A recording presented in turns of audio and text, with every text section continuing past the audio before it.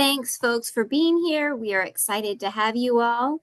Give me just a moment as we begin recording and live streaming the forum. So, of course, you'll be able to see this recorded at a later time on the Facebook page for the Arc of Northern Virginia, as well as on the Arc of Northern Virginia's YouTube channel, and it will be shared by candidates here if they would like. Second.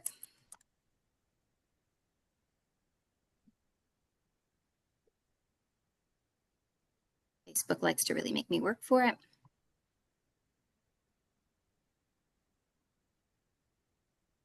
Okay, I think we're all set. Sharon and Connor, feel free to kick us off.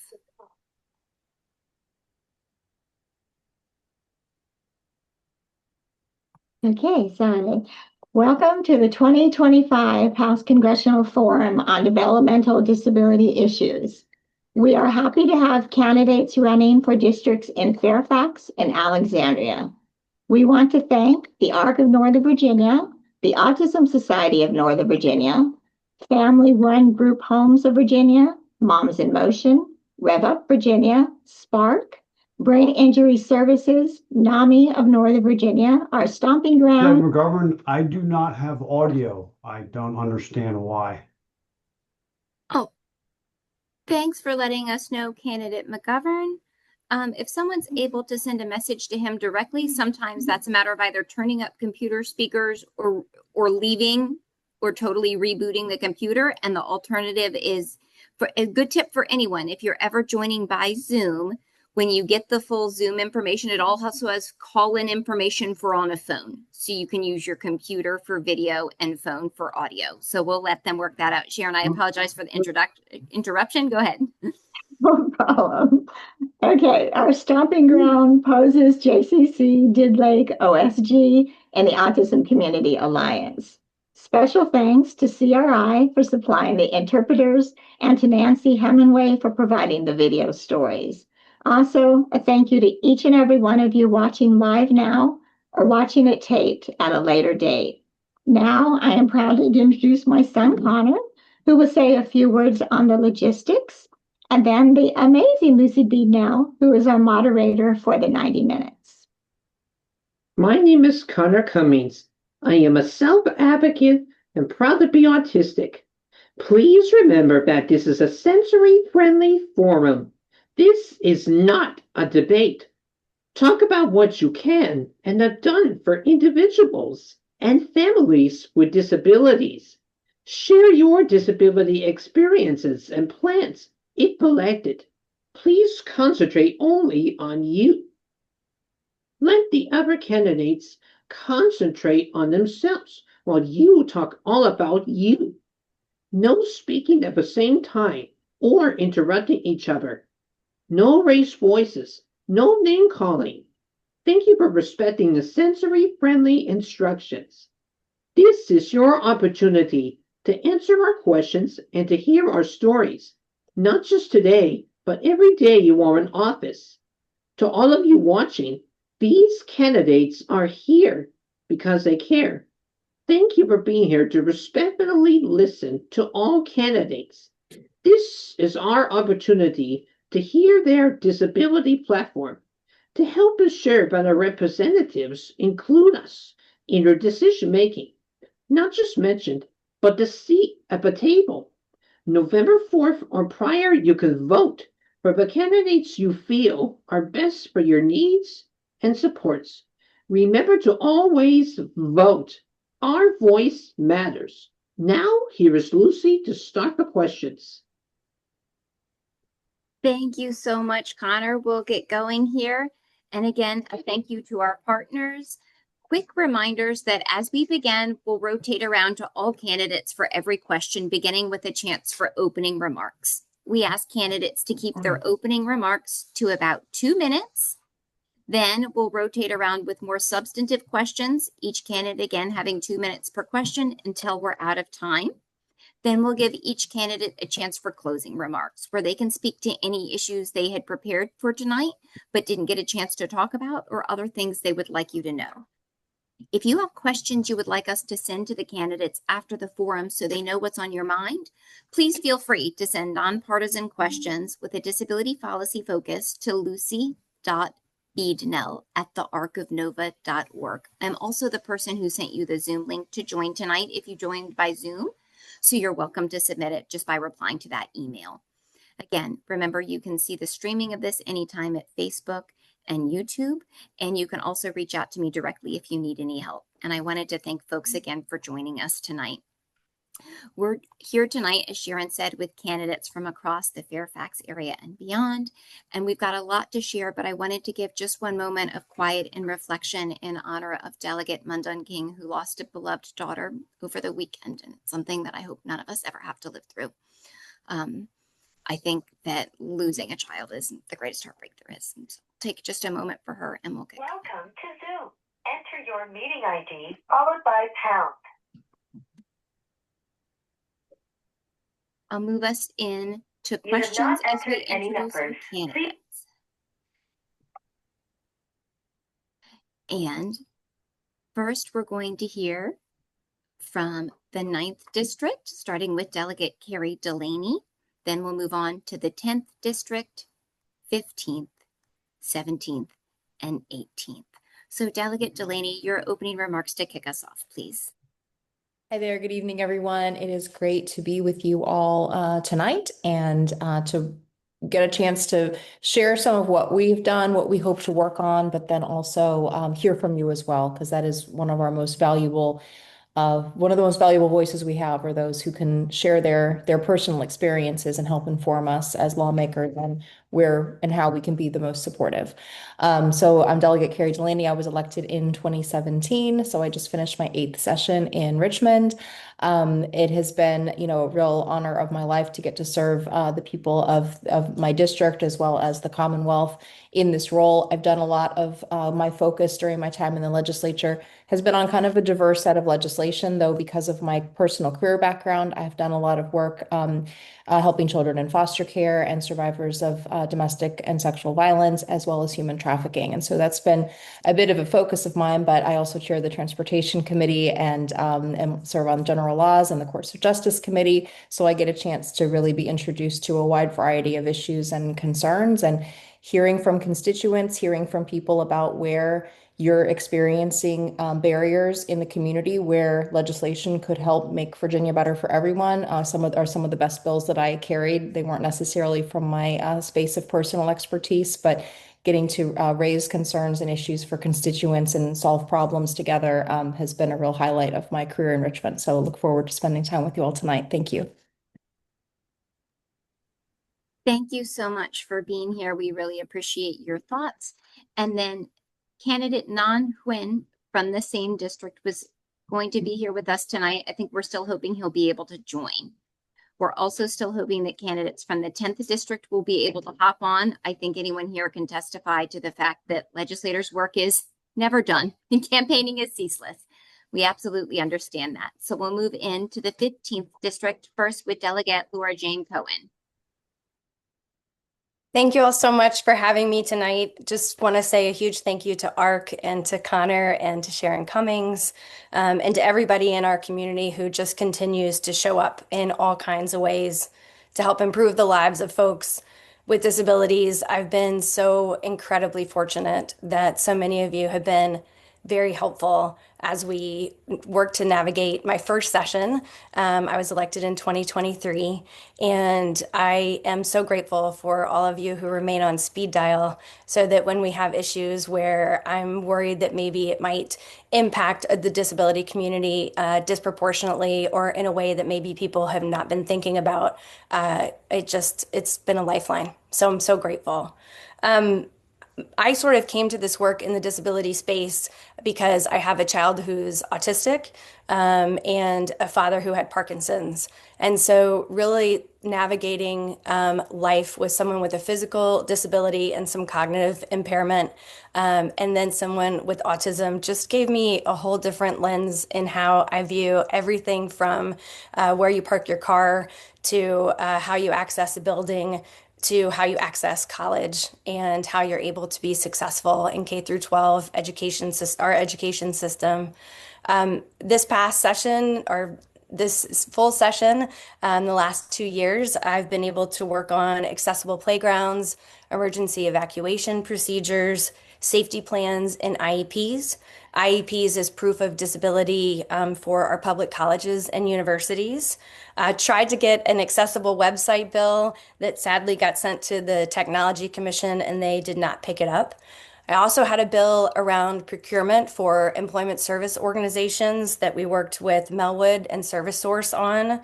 I had a firearms storage notification bill that school systems would send out to families in the beginning of the school year to let them know of their legal obligation to safely store firearms and prescription medications. And sadly, sometimes those things impact our community disproportionately. And so that was vetoed by the governor. But just continue to work and expand on the 4 years of work that I did on the school board, and incredibly grateful again for this partnership and this opportunity to hear your thoughts. And I'm forever grateful for you all teaching me no decisions about us without us. So thank you for showing up always with your voice. Appreciate it. Thank you so much for being here, and what a great reminder about how on a long enough timeline disability touches us all. So candidate Sandra Davis, welcome. Your opening remarks, please. Thank you. My experience with the disabled started right out of and during college. So I did the overnight shift awake at a group home for 5 18-year-old boys who I was in charge of waking up, helping with their ADLs, getting them on the school bus. I also worked in a group home with 3 adult women, one with schizophrenia, one with a brain injury, one with cerebral palsy, all while I was going through college.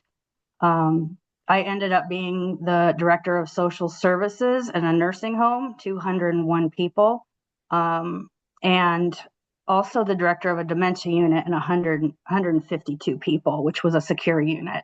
And then I paused my professional career to raise 3 sons. And I ran for school board in 2023, and now I am running for delegate, and I'm also on the public guardian and conservator board. I'm a Youngkin appointee. Thank you so much for being here with us tonight. And now we'll move on to the 17th district, and we'll kick it off with opening remarks from Delegate Mark Sickles. Welcome. Good evening, everyone. It's great to be with you and with some of my colleagues here. I was elected first in 2003, so this is finishing up my 22nd year. I'm chairman of the Health and Human Services Committee and also chairman of the Appropriations Subcommittee on Health and Human Resources. So I deal with these issues every day when we're in session and out of session, for that matter. I'm also on the Rules Committee and the Privileges and Elections Committee. So I stay pretty busy down there. It is something that's given a lot of job satisfaction to be able to work on some of the things that Delegate Cohen just mentioned. We have these Medicaid cuts that are coming in our future now that we have to be concerned about immediately. But in the past year, we've been able to give raises to our personal care staff. We've been able to fund Priority 1 waivers for 3,440 individuals, so we can get the Priority 1 waiting list for waivers eliminated. I don't know how that is exactly going, because the first year in 25, all the slots were distributed, but we're not really sure here in Richmond whether the CSPs have also been able to implement the services and gotten the services to the county, to the family. So we are really working on trying to find that out now. So we've also spent a lot of time with community services for serious mental illness, for substance abuse disorder. We're opening a new crisis receiving center just this week in Woodbridge. We have another one in Chantilly. We have to increase our mental health services in the community so that we can avoid the hospitalization. We have too many people in our 12 psychiatric hospitals, which we also oversee. So I enjoy working with you. There's a lot of problems and challenges we need to meet, and your input is critical into helping us make the right decisions. So thanks for doing this and inviting me, and I look forward to the next year or two. Thank you so much.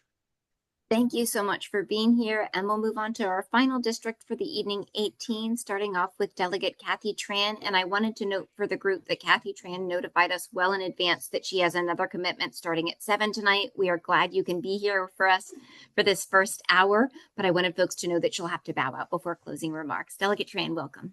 Thank you so much, Lucy. I really appreciate the opportunity to hear everyone's concerns and questions tonight. I'm Kathy Tran. I represent the 18th House District, which is parts of Newington, North Springfield, Springfield, West Springfield, Lorton, and Fairfax County. And it has been a real pleasure and honor to be able to work with the ARC, with Sharon and Connor and the whole community over the last 8 years that I've served in the General Assembly to help make our government work better for our individuals with various disabilities and their family members.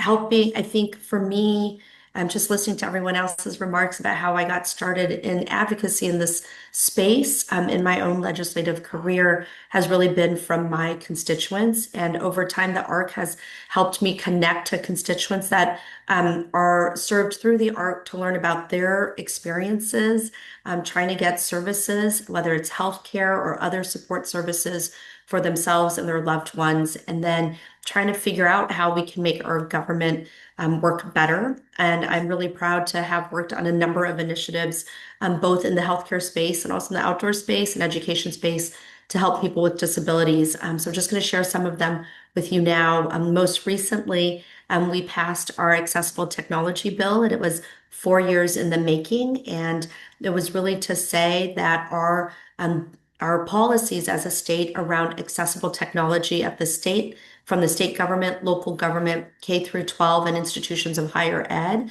have to be modernized. We know that technology intersects with the way we deliver government services and with how we learn. And we want to make sure that all constituents, regardless of their abilities, are able to connect. So really appreciative that that bill went through.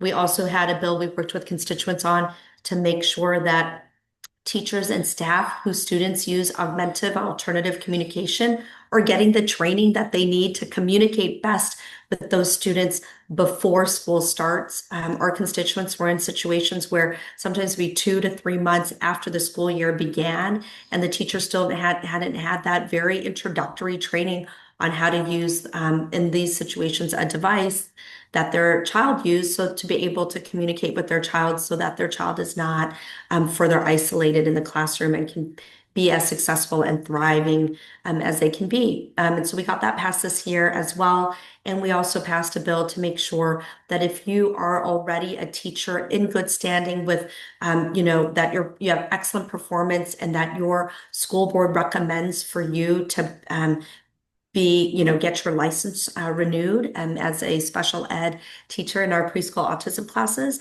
that you're able to do that, right? If you get that recommendation and you can meet certain eligibility requirements. So that also passed this year. We worked with a constituent who had taught in our Fairfax County schools for decades and suddenly had to go back to school and get additional credits and was not in a position to do so. We wanted to make sure that we kept our excellent teachers and teaching our kids.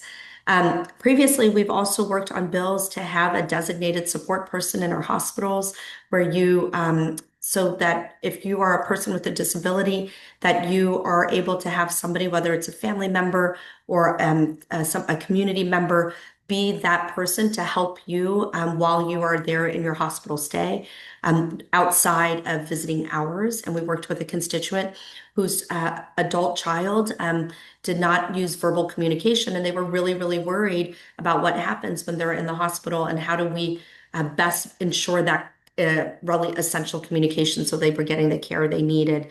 And the last thing I just wanted to highlight for you that I'm really proud of is our alternative wheelchair law, where we were able to get these alternative all-terrain wheelchairs in our state parks as a pilot, and that's happening right now. So if you're in Northern Virginia, in the Fairfax area, go out to Mason Neck and you can check out. It's literally, you sign up and check out one of our all-terrain wheelchairs so that you can enjoy our outdoors, and we want to make sure that our outdoors are accessible as well. So as you can tell, I'm really passionate about making sure that we are building a much more inclusive and welcoming community for people of all abilities. And I look forward to sharing that with you tonight and hearing your questions. Thanks so much.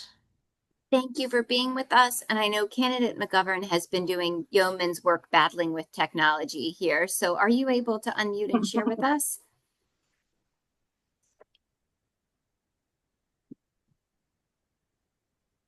I can see it looks like you have a phone up to your mouth, but the audio is not coming through that way.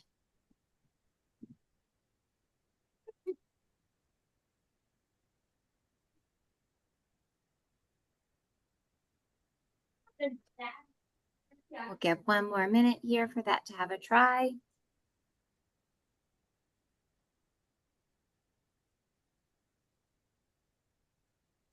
Okay, we'll rotate around, but once again. Oh, I heard a voice. Candidate McGovern, is that you? No, this is candidate Win.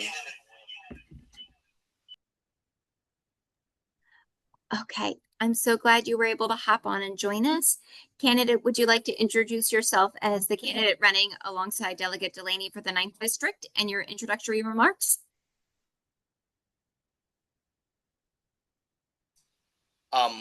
Sure. I don't know if you want to wait for Ed to continue so that the 18th will finish and my turn, or do you want to do me now?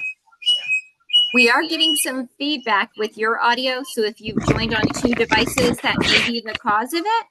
But I think Ed is still working on troubleshooting, so feel free to take the mic. Sure. Yep. I think this should be better now. Thank you. Yes. Yes. Yeah. And so yes. My name is Nan Win. I am the Republican nominee for Virginia House of Delegates, District 9. And thank you, Sharon, for inviting me to come here and join the discussion. And I think also this is my second time doing this. I also did this 2 years ago, and it was a good, lively discussions. And I want to continue that and have my support. Again, I also have a lot of experience with the disability and community. I was the caretaker of my 2 elderly parents until they passed away, and I, one of my jaw also g- he's hyperlexic, so um, he has his own challenges, but it's also very good, to yeah, to discuss this again with other members of the community and learn from each other. Thank you so much. And we'll give candidate McGovern one more chance to see here. And he's also welcome to type answers into the Q&A if that's helpful, and we can read them aloud. Something's always better than nothing, right? Okay. So I'll hop into substantive questions now. And candidate Win, you're right back in the hot seat. I'll give you the forewarning. You're at the top of the rotation now based upon how things went. So I'll first ask about employment. I think this is really timely, something we're hearing a lot about, especially in the Northern Virginia area. And for a long time, we've seen small and local businesses really struggle to find and keep employees, especially at the entry level. We know that folks with disabilities are unemployed and underemployed many-fold over when compared to peers without disability with similar backgrounds, skill sets, and education. We would love your thoughts, especially as we're seeing rising unemployment, about how you would go about encouraging partnerships between the private business community and folks with disabilities who want to work.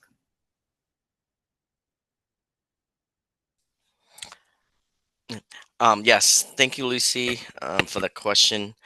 I think it's very important, and I've gone to meet with Goodwill and other nonprofit organizations. I've also worked for other nonprofit organizations before, um, on helping those with specific needs. And again, organizations like Goodwill and I worked with both People SOS and what have you.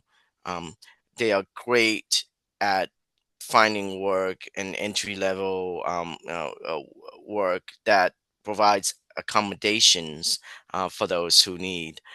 So it's up to us to encourage funding and donations. You know, um, g- right now there are a lot of things going on with with tax and what it costs taxpayers. um me myself, I would definitely go and help those organizations fundraising, so that they can have more funding they need to hire more disabled workers. um you know we we can't enforce the government all the time, and have tax and to push for programs. And that's a good balance. And I would welcome, if when I'm in the legislature, I would welcome all opportunities to get more funding for small businesses and what have you, tax credits, uh, tax incentives for them to hire disabled workers. Um, but like I said, so myself and others, we should also do our part to fundraise for them and encourage the hiring of disabled workers. Thank you for being with here, and Delegate Laura Jane Cohen. We'd love your thoughts on this employment and disability intersection. Sure, happy to. Thank you so much. I guess first I would say that I do think that we have an obligation, federally and from the state and locally, to make sure that we are supporting everybody in the community as much as possible.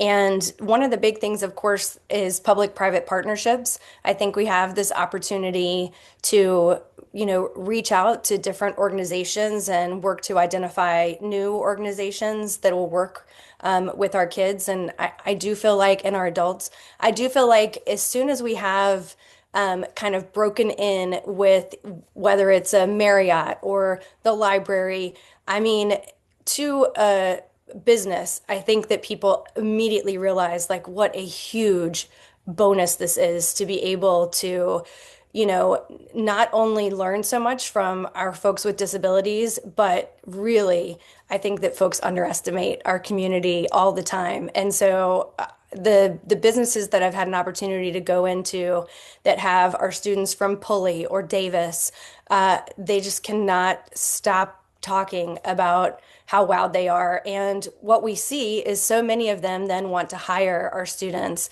And some of the barriers, transportation being a big one, making sure that any wage that you get does not mess up your SSDI. There definitely have been some barriers that even for businesses who are super excited and want to continue that relationship, that our families face because they can't risk losing their waivers and their payments. So I think that we have a few opportunities. One, with the schools, I would say, and some of our centers to really put transition folks in there. We have some incredible folks in Fairfax County Public Schools who work with transition to work and find those businesses. But I continue to hear from Pulley and Davis how difficult it is to find new businesses that are willing to do this. It takes a lot of training for that employment transition person to really explain to folks how it works, what's the best way to do it. A big thing that happened in the state legislature a couple of years ago was getting rid of subminimum wage. And so, we were facing a system where you had, in all honesty, folks like Goodwill and a lot of organizations who were paying our folks with disabilities pennies on the dollar. And so grateful to the General Assembly for changing that. However, then we do really have to work very hard to make sure that that doesn't knock people out of their eligibility because we know work is work and you should be paid fair wages for your work. I also would say, I think last year I had a bill that would put our employment service organizations back into the code that talks about how you are able to procure with small women and minority-owned businesses and remind businesses and our state organizations that ESOs do fulfill the SWAM requirement that they all have. Sorry, Mr. McGovern, I think you're hearing me in 5 different speakers, but and we had such a positive response to that bill because what we've seen is that organizations and even at the state level, our state agencies don't understand that contracting with ESOs does qualify for your SWAM credits. And sadly, we worked with SWAM. It went so well. It went to the governor's desk and he vetoed it. So it's definitely something I'm hoping to work on this session as well, is just making sure that businesses understand what a bonus this is to them in every sense of the word. Thank you for that answer and the reminder of how many layers of complication can be involved as folks try and navigate this. So, Candidate Davis, the same question over to you about your ideas on increasing some synergy between the disability and employment communities. So I love to go into a business and see them sponsoring or paying somebody who has a disability. I frequent those places more often because of that. And I think that, sorry, my dog. The partnerships between local businesses and people with this and the disability community are important. Cutting through the red tape, the things that are preventing that from happening would be important to me. And I know that, there's training that needs to be provided. I love, like Delegate Cohen mentioned, that some of the training starts in high school. I think that's important. Not everybody goes to college, so having a skill when you graduate is important for everybody. And providing tax credits for businesses that would like to try this, and mentorships even. Thank you so much. Yeah, we see amazing things happen with peer mentoring and mentorships, even broader. And we'll turn the same question now over to Delegate Mark Sickles. Your thoughts on increasing employment opportunities for the disability community. Well, thank you very much. I think my colleagues and challengers have mentioned several things that I totally agree with. I have attended Mount Vernon Lee celebrations of employers that employ people with disabilities, and it's really helpful, I believe, to praise these employers and make sure that they know how much we appreciate them. Maybe, maybe it's a little harder. Maybe they need to learn how to, to take a challenging, a different challenge to employment that they wouldn't consider before. And then they find out how great the employees are, how loyal they are. And so I think it's all of our duties really to talk this up, and especially when we have essentially full employment now. There are jobs everywhere, and we need to have our disabled community be able to be considered for those jobs, and maybe some tax breaks might also be something we would want to consider in addition to our cheerleading. Lots of ways to come at that. We love this. And Delegate Tran, your thoughts on this employment issue? Thanks so much, Lucy. So before I was elected, I spent 12 years at the U.S. Department of Labor in the Employment and Training Administration, where our goal as a federal agency was to help connect employers to a qualified workforce and to help connect people looking for jobs to employment services and those good jobs, right? And so some of the work that I was a part of was focused on making sure that individuals with disabilities had work opportunities, because we know that everybody thrives when they are able to have the dignity of work and are working to the best of their abilities and potential. So I have always been such a big fan of the Police Center. And for those of you that may not be familiar, the opportunity once you have aged out of high school to continue some of the transition and employment services, developing those skills and those relationships with our local employers, I think is incredibly impressive, and would hope that there are opportunities to support kind of that model, and quite frankly, not just kind of like the skills building model, but the nurturing and loving model that and community that the Police Center provides for its participants just in other communities across Virginia. But as we really and have an honest conversation about what's going to happen with our economy, given the tariffs, given the cuts to the federal budget and the federal workforce, and the impact that's going to have on Virginia, it's more incumbent upon all of us to help lift up some of our most vulnerable individuals and make sure that they too are folks that we are keeping an eye on and that we are supporting as the employment landscape kind of really changes and shifts as we expect it to in the next couple of months and years. And so I think that just focusing on this issue is really important. And I want to flag my former colleague, Delegate Elizabeth Guzman, had led the way for what's the equivalent of a Schedule A program. So Schedule A hiring process at the federal level. So try to help kind of break down some barriers for people with disabilities to get hired at the state level. So it's kind of our state equivalent. And that program's in place, and we really need to be checking in and seeing how that's going and what and are we getting the word out adequately about these opportunities. And so how do we get our youth into developing the skills, working with our private sector employers, working with our public sector employers as well. Thank you. Thank you so much. And I know candidate McGovern has been troubleshooting nonstop. I wanted to give him another chance here on this question.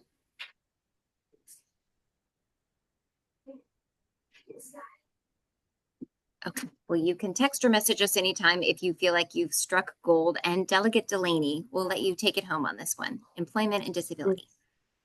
Going last is tricky because there's been so many great points made, and my thoughts as I'm going is gonna be kind of redundant. So I do just want to say that a lot of the ideas that we've heard tonight, I think, do really highlight the layers of complexity with this, that there's so many different levels of this that need to be addressed. But I guess speaking from my experience, I've had the opportunity to meet with several business owners in the district and around the area.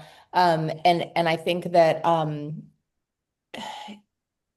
education about these kinds of opportunities is probably kind of like the foundation, right? We want to make sure that companies have those connections with various programs, nonprofits, and schools to really make sure that we're kind of bridging together the people who would like to have jobs and those who would like to employ them, because the companies that I have met with have really seen the value of making sure that this workforce is included and that they're offering an inclusive workplace, that it benefits everyone, including the employer. I do want to flag, I think, some of those similar concerns as it relates to making sure that wages are fair and adequate for human labor, and that those increased wages wouldn't accidentally have an unintended consequence against other necessary benefits, to just really make sure that we're creating the right kind of environment to really just encourage our workforce be inclusive and for everyone. And again, a lot of the ideas that you heard from my colleagues are spot on. And so I don't necessarily need to repeat all of those because I know there's a bunch of other questions, but it was great to hear everyone's answer, because I think everyone, has had something to really shine the spotlight on the complexity and the layers that we need to address in the General Assembly. I agree. I think great ideas and policy come from having lots of smart people in the room. So I think we can all agree that Connor Cummings, who gave the opening remarks, brings out the best in all of us. And he mentioned an idea tonight about nothing about us without us that was echoed by candidates as we opened. We want to make sure that people with lived disability experience who have invaluable insights to contribute are able to take part in all levels and stages of policymaking. We would love your thoughts on how either in the past you've been inclusive of disabled voices in policy crafting, or how you would like to do that going forward. And Delegate Cohen, you're up first. Thank you so much. Well, I think we have so many opportunities to be inclusive, and whether that is, making sure that we have interns, for example, in the General Assembly who we get to connect with and work in our offices during session.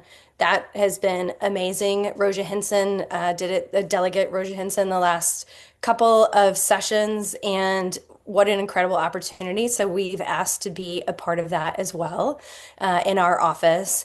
I think we have been very lucky to have a lot of non-neurotypical folks who not only have worked with us and for us, whether it's the campaign or in our office as well. We also try very hard to make sure that we are in schools constantly and figuring out, what can we be doing better, really talking to students about what their experience has been.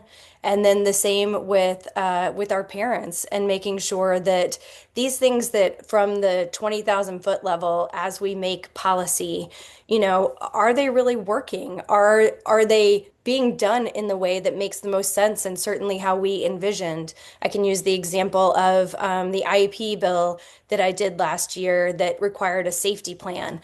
So in the beginning of the year, I heard from multiple families, some who said, "Oh my gosh, Laura Jane, it was so cool that, they asked us in our first IEP meeting." And then some who asked in the IEP meeting and they, were told, "Oh no, we don't need to bring that up unless it's brought to us," which certainly was not the point of the legislation. So just continuing to have those relationships and that feedback loop, where you make sure that in the General Assembly, my job is to be the voice of my community and my constituents, and that's all of our constituents, whether they voted for me or not. So I really value that constant feedback, and being lucky enough to have folks in our lives who really weigh in and lead the way. These bills that we have, the safety plan in the IEP, that was led by a group called the Disabled Disruptors. And it was a group of high school and now college kids, mostly from Prince William, but some from Fairfax County, who came to us because we had had an emergency evacuation bill the year before. And they said, "Will you work with us to carry this bill?"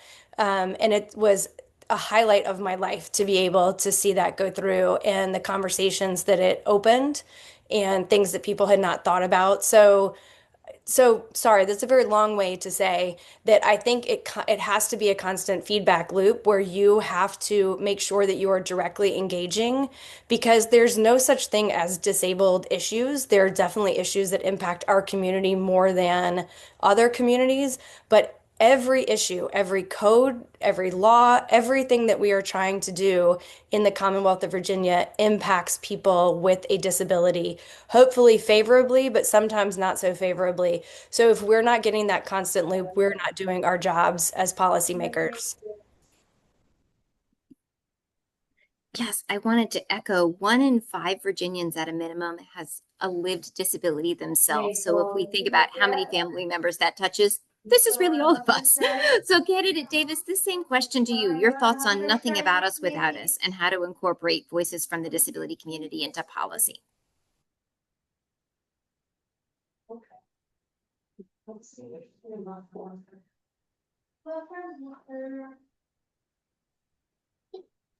I've still got you on mute, Candidate Davis, but I can see you on screen. I put myself on mute because my dog was barking. What was the question again? Your thoughts on how we make sure there's nothing about us without us, how we ensure disability voices are prominent in policy making. So I'm Gen X, and I grew up and went through the school system as a military child, moving around frequently. I actually have a disability, and back then there were not IEPs. Like, you had to survive and you had to make your own accommodations. So it's important to me to make sure that children are served well and can meet their full potential. Also, and people around them, when they see things aren't going right, for them to take action. And that's one of the reasons that I was involved when Fairfax County Public Schools closed for a lengthy time during COVID. The children with disabilities were not being provided a free and appropriate education. And some of us parents got together and took action to try and prod that along to encourage reopening, especially for those children, as quickly as possible. And it's up to all of us, because if you don't have a disability, I'm certain that someone you love does. And it's important to me to make sure that they're reaching their full potential. Thank you so much. And we'll turn the same question over to Delegate Mark Sickles. Your thoughts on including the disability community and their voices in policy. Totally. It's critical. We can't do it without the voice. And I think that's the biggest change in society, is to have people with disabilities advocating on their own behalf. I have got to leave in a few minutes, but I wanted to mention a bill that we had last year that I carried that may be the most significant bill for the autism community that's come down the pike, and that is HB 2738, which requires insurance companies to pay for medically necessary care for mental health purposes. And it defines what medical necessity is. And this bill came about because an autistic 9-year-old boy that we came to know had his insurance cut off from he was going to the Faison Center in Richmond, and all of a sudden Anthem cut off his insurance. And we said, this is not right. He'd been on this for some time. And so this bill, which was opposed for a while by the insurance industry, passed. I was happy to see the governor sign it. I was not sure he would sign it. And I think it's going to be transformational in insurance coverage for things that sometimes don't get covered and should get covered with regard to the treatment and therapies, if that's the right word, for the autistic community. So it's HB 2738. I know you were following the bill. It got a lot of national attention, including the endorsement from the pediatricians, the nationwide pediatricians group, and other mental health advocates.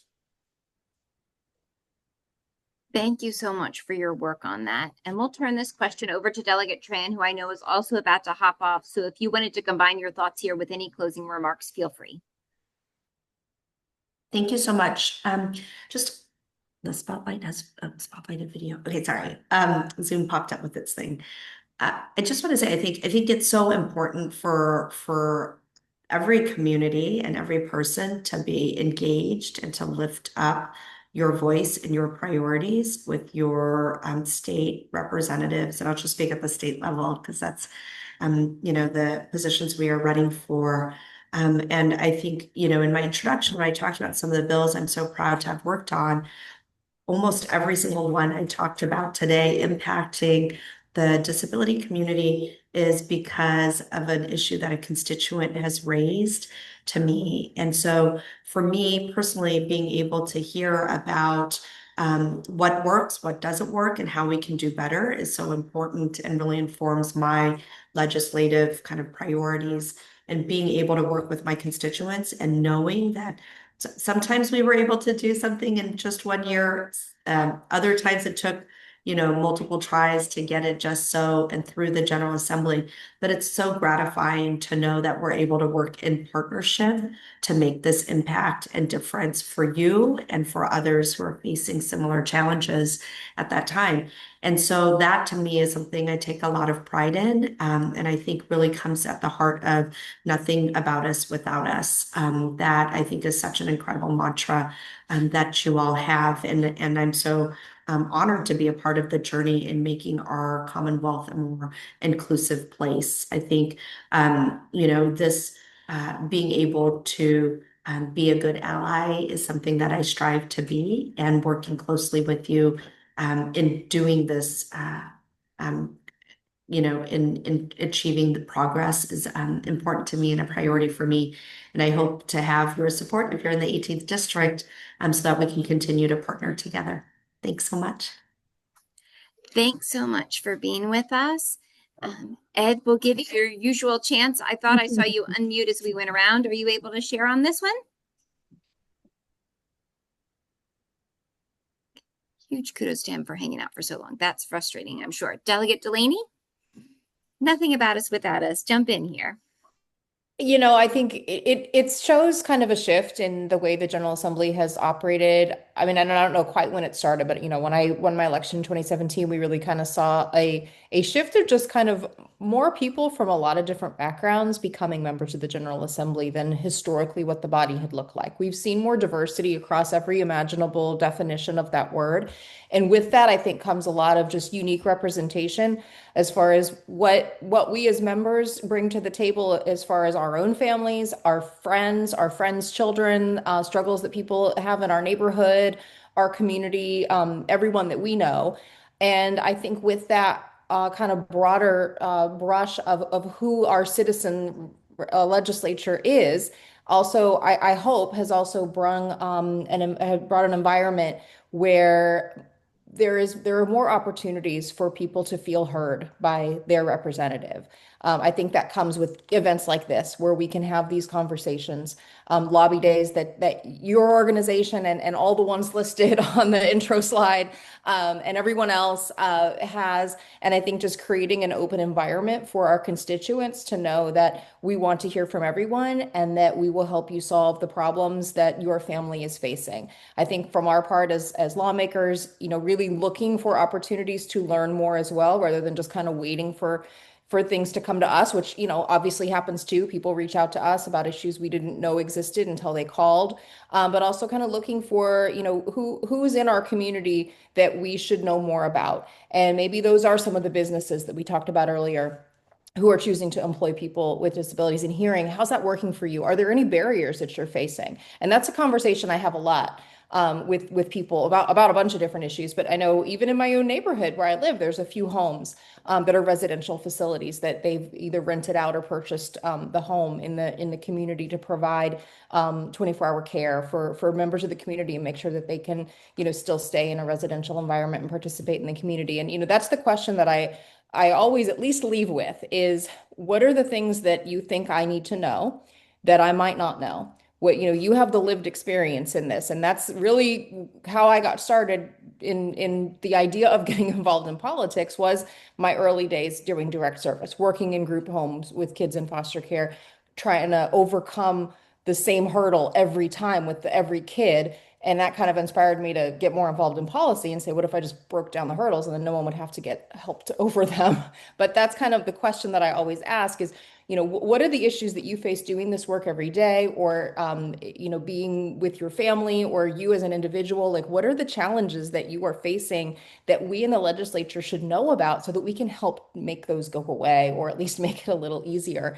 And then it's also just kind of that ongoing, when you encounter a problem, a roadblock of any kind, don't forget that we're here to be of service, and feel free and welcome to reach out to us. And so I think it really is about just kind of bridging that communication, and also for us, as we consider policy, making sure that those seats at the table have been filled by the appropriate people. And I think that's something we need to be mindful of when we're creating task forces, when we are considering legislation, when we're putting in bills or considering a vote on bills. I need to make sure I'm calling you all and saying, hey, I saw this bill, it looks good, but like, Is it? Like, what do you think? And making sure you have your subject matter expertise at the table, whether that's something I'm considering putting in or whether it's something I have to consider my vote on, whether we are making a policy change that have all of the voices that should be part of this conversation been included in this conversation. And I think that's a mindset that we need to make sure we're constantly implementing as lawmakers as well. Thank you so much. And candidate Quinn, you're last on this question. Your thoughts on making sure disability voices are incorporated into their policy making?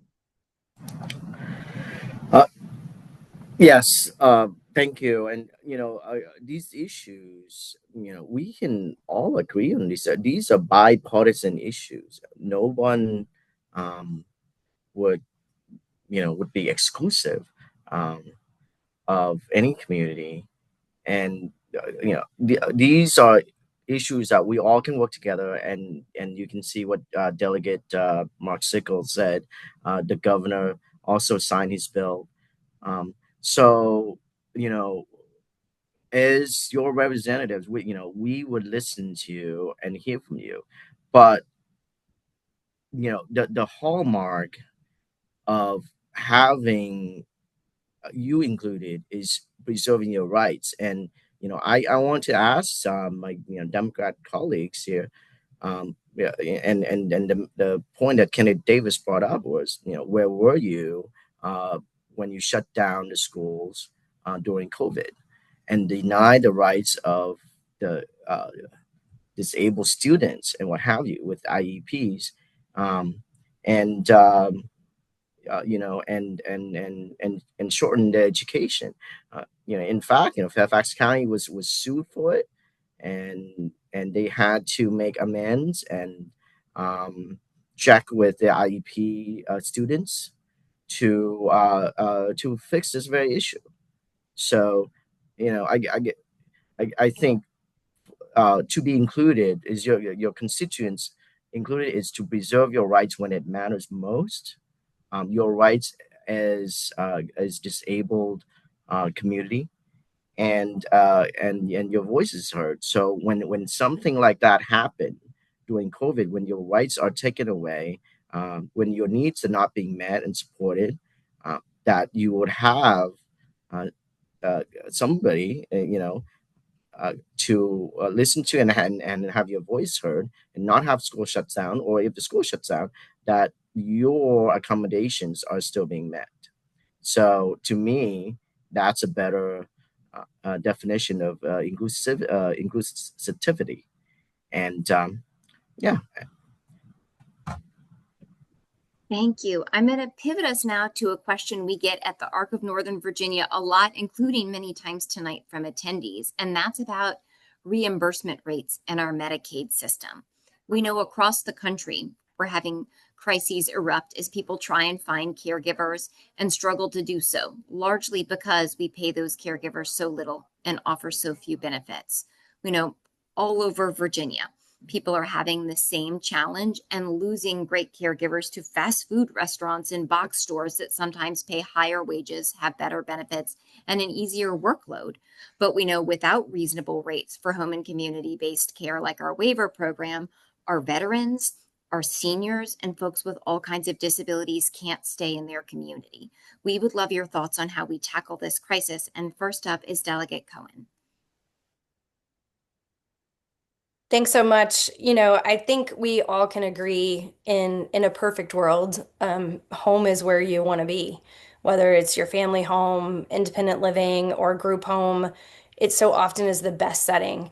And we as a society, we as a Commonwealth have got to do a better job of making sure that you can age in place, that you have the support that you need if you have a disability and you need a one-on-one caregiver. So many of the success stories, when you look at the ARC program, A Life Like Yours, so many of those success stories are made possible by having that intensive support, and that looks super different for everybody. And so, yes, of course, we have to increase the payment rates. That is huge. I know that we did it, and still, the expense to do it, I know, is considerable. And I was really grateful that as soon as we got the majority, that we were able to pass a bill to increase those rates, but it surely is not enough.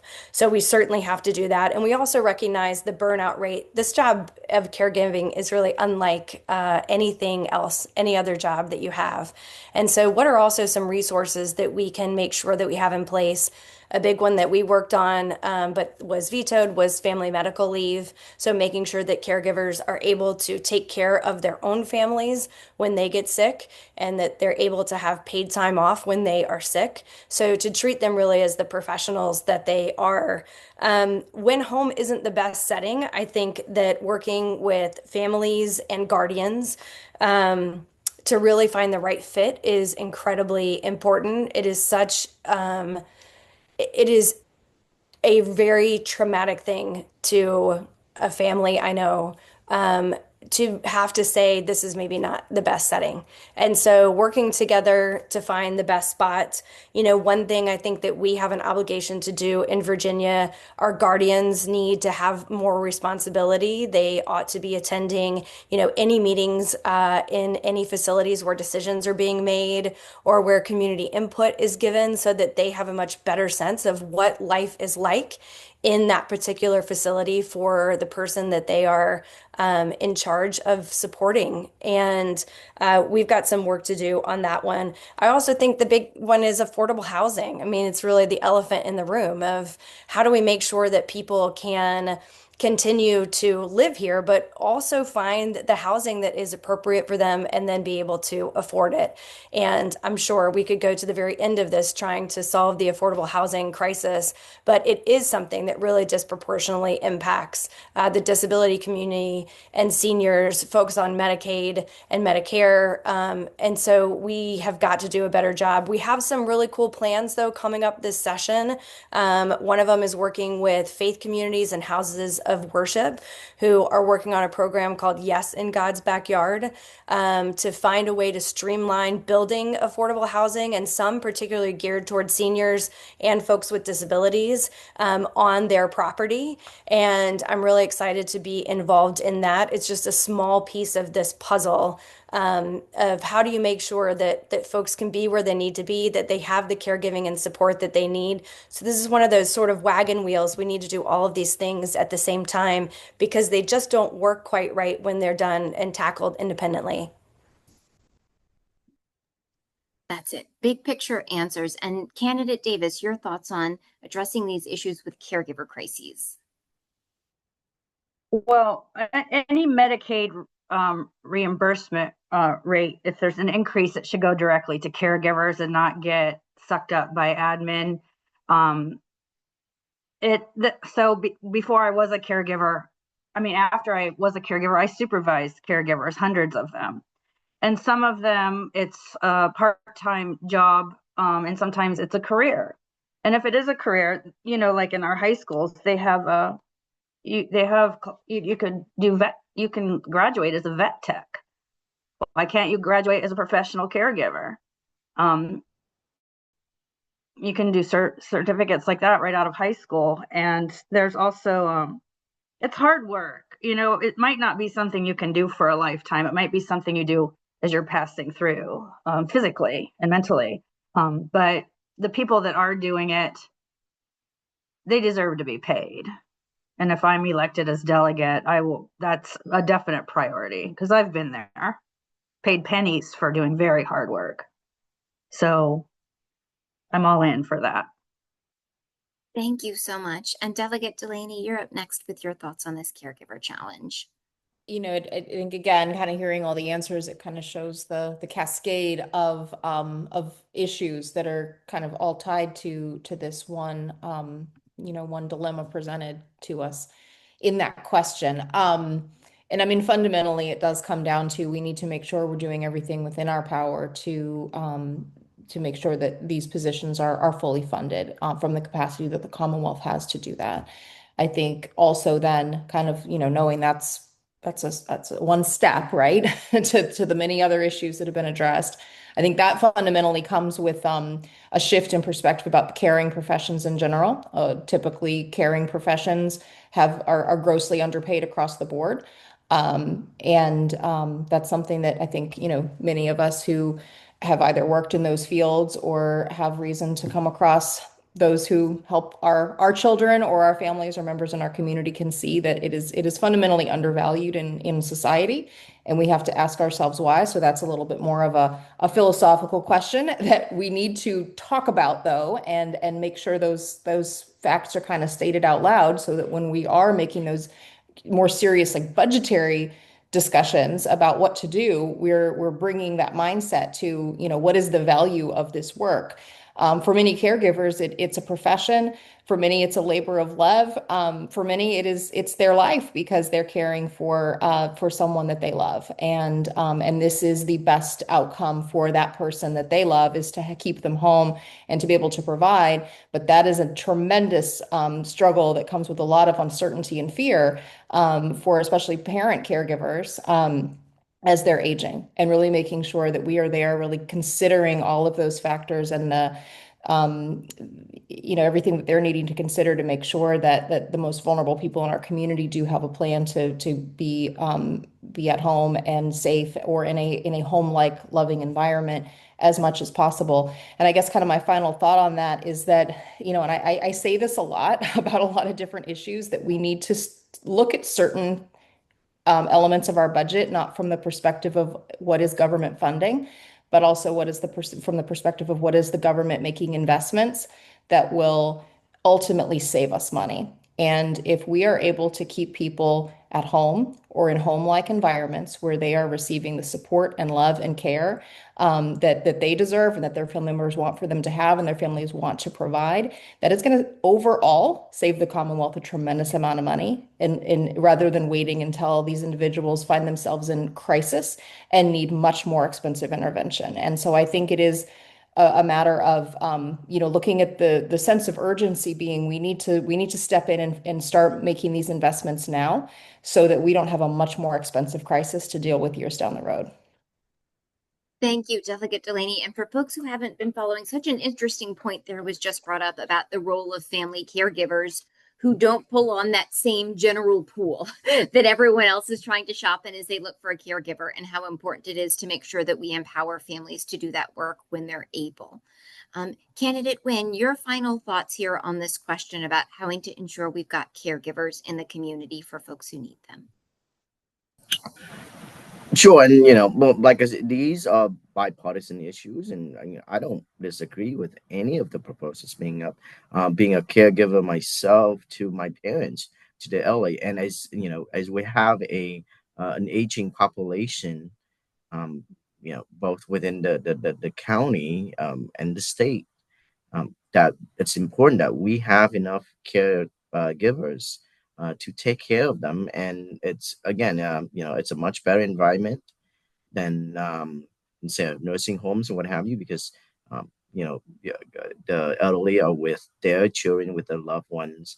They don't feel it's lonely. It helps their mental health. It's it's the it's a necessity. So yeah, so yes, we should um, give incentive and pay our caregivers, and I put that can be through the same as maternity leave or paternity leave. Yeah, you can have a caretaker leave. Right now, I believe you can ask for ask for leave as a caregiver, but not being paid.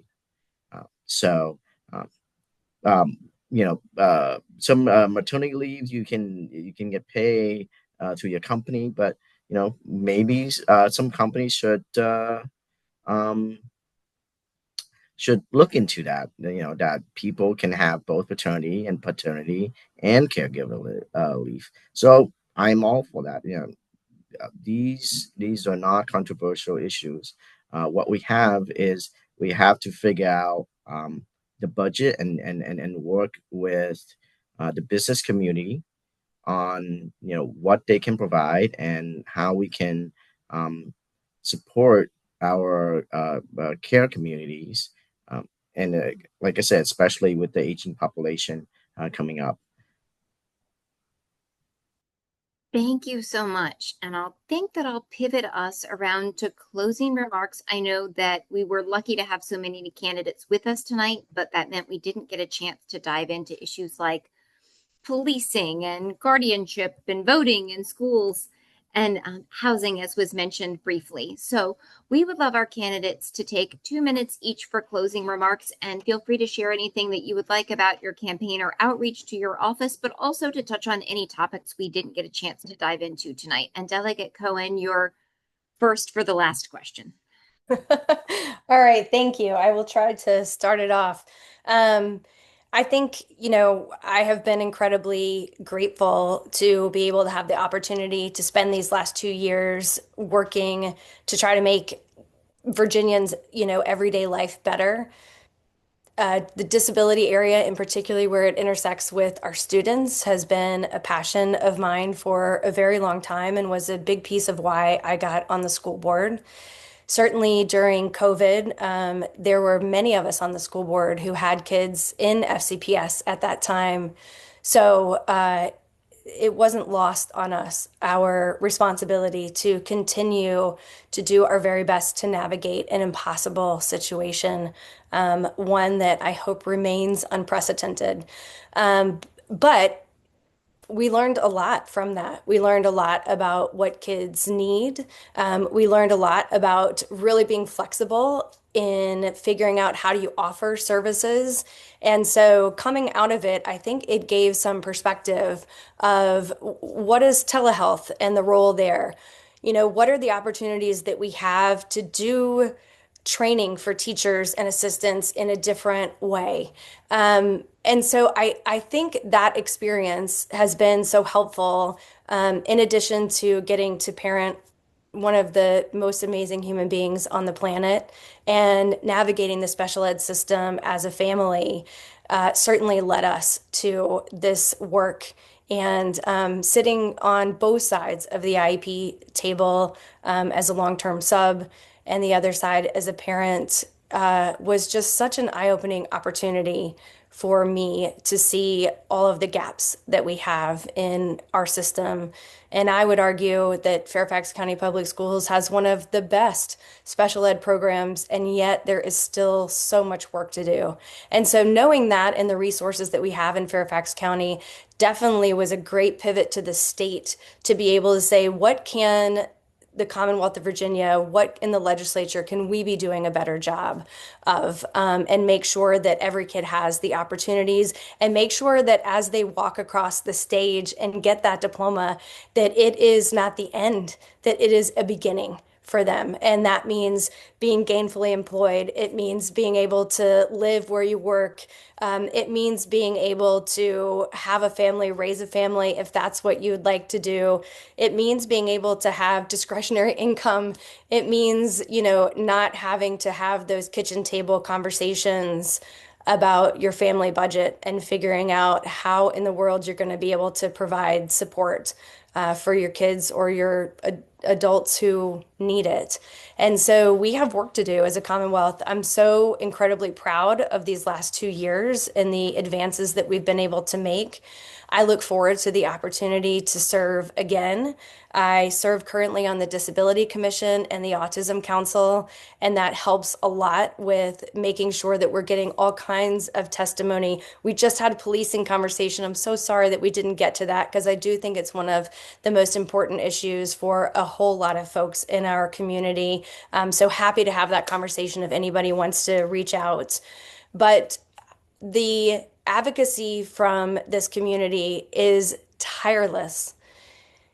It is amazing to me that there is any energy left at the end of the day, if you are a caregiver, if you're a person with a disability, to go that extra mile and say, my circumstances are X, but I see so much that this may not be the case for other people, or that maybe our situation is indicative of what is happening in the larger community and in the world.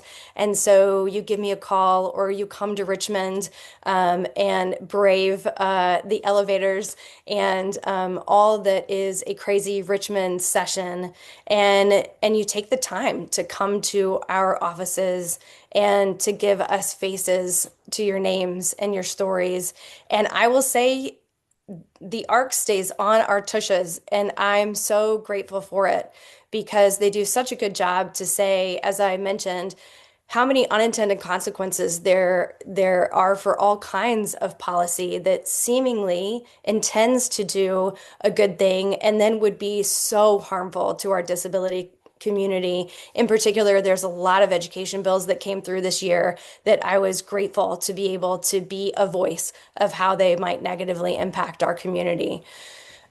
So, for me, I hope that I will be given the opportunity to continue this work. There is so much more work to do, and I look forward to the continued partnership and the continued leadership of not just ARC, but of our entire disability community in all of its many facets. And I'm just grateful for the opportunity to talk to you all today. So thank you so much. Thank you for being with us. And Candidate Davis, your closing remarks tonight. I feel like we've gone first like 3 times, right, Delegate Cohen?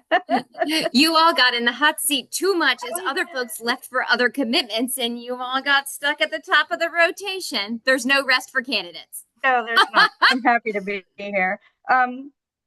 So I love Youngkin's idea of pulling level 1 off the wait list to get them moving, because the longer they're there, they're going to spiral into crisis. And we were talking about maybe the waiver income eligibility was a question. Nobody's living rich on Medicaid. And I know my specialty is dementia, but I know people, parents who have children with autism, their biggest fear is, are they going to be cared for after I'm gone? And I think that we should keep them eligible, even if they get a little bit of a benefit, financial benefit from their parents passing. I think housing crisis, engaging the private market, private business solutions, incentives for developers, decreasing red tape, kind of the same solutions most conservatives throw at every problem. And being on the Public Guardian Board, be remiss in not mentioning that we would like to raise Public Guardian annual fee salary from $5,000 to $7,000. That hasn't been raised in several years. And voting rights. I know people with disabilities, or even all of us, independents, we take a lot of pride in being independent. And just because you can't navigate difficult medical and financial situations doesn't mean you should automatically be taken off voting. And disabled people in incarceration, we really need to focus, if at all possible, that children can read by the 3rd grade. I know that if they can't, there's a school to prison pipeline. You can never recover. If you can't read, you're likely going to be in trouble. And I did a ride along with a police officer this summer, and he was 21 years old, the same age as my sons, and he was so well trained and kind to the people he pulled over. And I think someone mentioned maybe having people's registration in a special envelope. If they pull it out, it automatically, if it's a certain color, it gives the police an immediate realization that they're dealing with somebody who might need some accommodations. And I am happy to be here tonight, and thank you for having this forum. Thank you so much, and for stepping up in the first in the order so many times. And Delegate Delaney, your thoughts here. Well, thank you again so much for this opportunity to talk about some issues. And I think, we didn't get to probably get into all of the issues that we wanted to, because the ones that we did get a chance to talk about, we really got to just get a glimpse at just how multi-dimensional and complex solving these problems are. Working on the waivers, I mean, that's been on our radar, and we've heard and voted on bills every year I've been in Richmond to try to keep moving the needle in the right direction on that.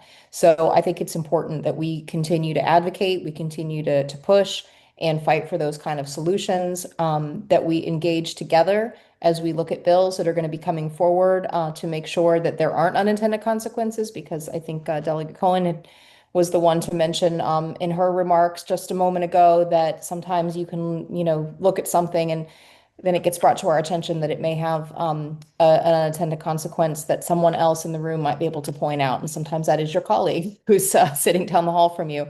But then sometimes it's many of you who are listening, reaching out to us, coming to visit us in Richmond, or calling or emailing our offices to let us know from your experience what might actually happen in real life with a bill that might be trying to solve a problem, but might just not be going about it in the right way. And I do think, continuing to have that environment where we can all bring our unique lived experiences as parents, because as mentioned, a lot of us serving in the General Assembly, we're navigating IEPs, we're navigating 504s, many of our colleagues are, our neighbors and our friends are. And so just kind of having that kind of thought diversity in Richmond, bringing, a lot of families are being represented by other parents, which is a great perspective and opportunity to have in Richmond, and just kind of keeping that open dialogue with everyone. I do think it's important to keep the conversation going about policing. Serving on the Courts of Justice Committee, we do see a lot of bills that really do have to be thought through the consideration of how might this affect the community, or our disabled community, and how we need to consider training for law enforcement and how they are able to interact with everyone, but also kind of considering how when certain people, or when people might be charged with certain crimes or certain events might take place in the criminal justice system, what kind of consideration do we need to have through the full spectrum of our criminal justice system to account for that diversity? So I appreciate the opportunity to be with you all tonight. Would ask for your continued support in the 9th District, and look forward to continuing to work with you, I hope for a while longer. Thank you. Thank you so much. And last closing remark time slot goes to candidate Wynn. Yeah, so as I said before, I think we a lot of the candidates and delegates here, we're in the same boat. We're parents, we're caregivers, we care, we have experience with the disabled community. These are like I said before, bipartisan issue. We want to work together. We want to work with each other. We want to work with you to solve your problems, and to have your voices heard and make your life better. Um, but at the same time, I do want to differentiate. As I said before, the ultimate test of this is when and whether your rights are preserved when it matters most. And I I I want to preserve your life, your life to um, uh, liberty and pursuit of happiness.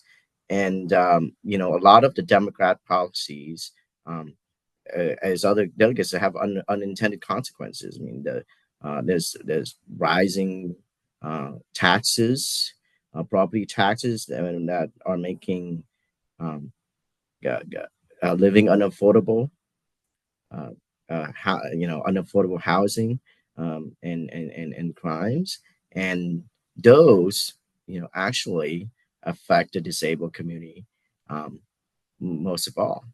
And until we address it, uh, you know, we can suggest all these programs that the Democrats do, but they are sensible programs, but they're not getting at the root cause, uh, which is out of control spending, by the Democrat government, and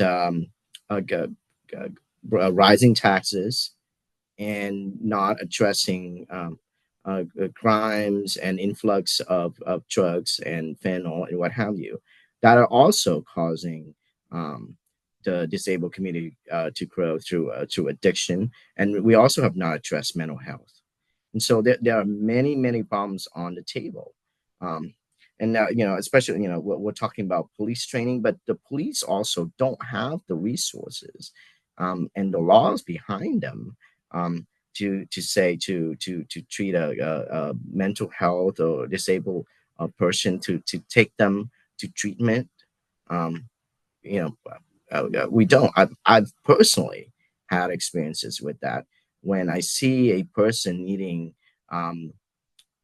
help with mental health and calling the police, and they're unable to do anything because there's no laws um, allowing them to do so, to give help or to help that person for an extended period of time. So there are a lot of work to be done. Um, but I want to say, we got to also preserve your rights, and have your voices heard. And we need a change.